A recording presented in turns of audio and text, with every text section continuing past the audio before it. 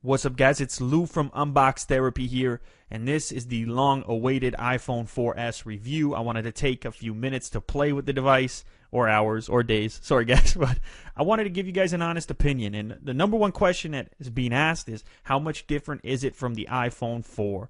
And the truth is, I'm going to be honest, it's not that different. You know, physically, if you were to look at the two, you'd think they were the same.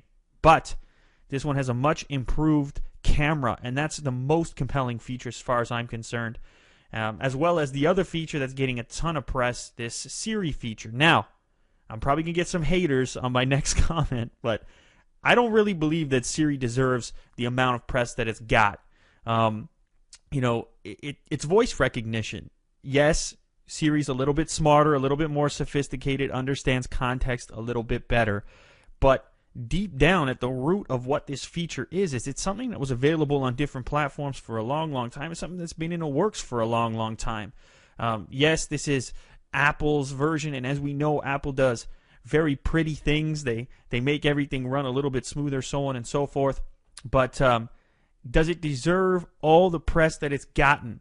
I'm not sure. And here's another thing that kind of pisses me off about it, is that I don't believe it's hardware limited. You know, I've heard of people already hacking it onto their iPhone 4s, and it works properly. So what is Apple really doing here? Are they trying to, designate, or create a better reason to upgrade, trying to put features in, even though they could be available through a software update? Who the hell knows? But in truth, to me, this is more of a novelty than anything. And on top of that, it has terrible performance in Canada. Some of you guys know that I'm up here in Canada, and what that means is that finding things like restaurants and getting you out of a jam if you're lost, or even trying to find directions, all that kind of stuff does not work in Canada. Apparently, Siri is an American employee only. Or maybe it works in other countries, but here she's constantly responding saying, hey, that's not available in your area. It's probably the most annoying thing, and it probably has contributed to my hatred. All right, enough of the hate. Let's talk about what's good. This device has moved the antennas around a little bit, and hopefully the outcome of that is improved reception. So far, I've got really good network speed in using it. A very good speed around the device. Yes, there's an A5 chip in here now, and what that means is that we're getting improved performance, and the device is behaving very quickly, responding very quickly. The web browser just moves right along, and I'm going to go ahead and say that this is definitely faster than my Nexus S, which I've been using, pinch to zoom, so on and so forth. This thing behaves exactly the way that it should, and then some. So definitely not complaining at all about the speed in and around the device. Again, though, in comparison to the iPhone 4, is this a deal breaker? Are we talking about saving an entire afternoon while browsing the web because it's that much faster? No, we're not talking about that level. But now, let's get to the good stuff. The camera. This is the best camera I have ever used on a phone in my life, and I am not exaggerating. I say that for a couple of very specific reasons. Yes, it's got a flash available. It's got HDR available. It's got a grid available if you want to use that to line things up.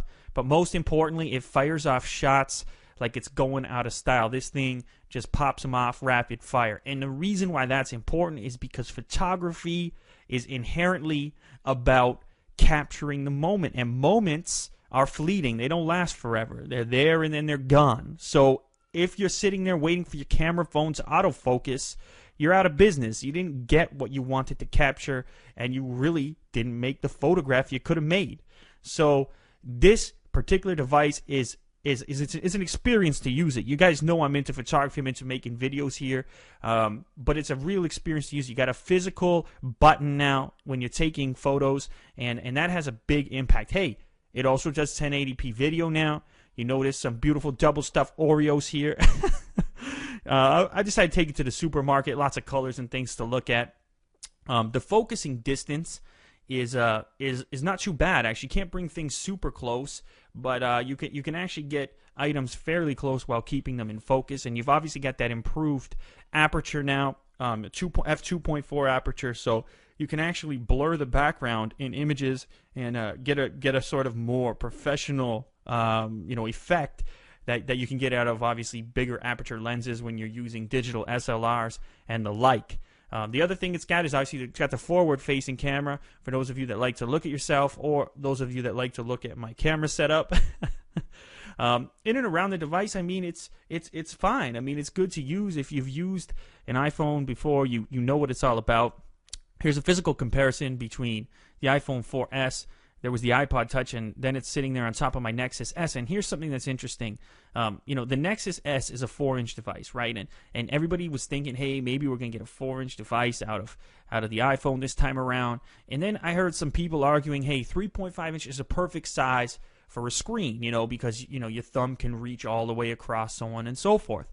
Now, I agree, yeah, 3.5 is nice. I mean, I can easily get from one side to the other, but I never had a problem with 4 inches. I've been using this Nexus S for, a while now, and I never had a problem reaching across the screen at all. I can reach the far corners, the bottom corners, so I think that this question has more to do with the size of your hand than it does necessarily with which size screen is right for everyone. I don't think there is a size of screen that's right for everyone.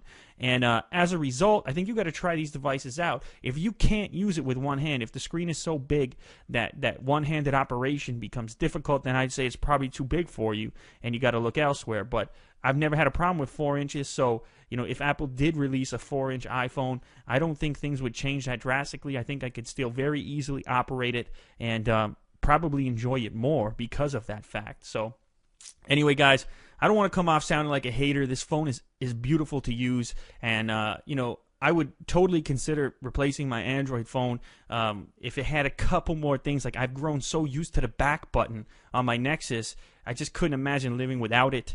But if you're a photographer, if you're into taking images on the run with a device that is always on you, you cannot beat this phone. I mean, this thing is unlike anything I've used before in a phone. So if that is the number one thing that you use your phone for,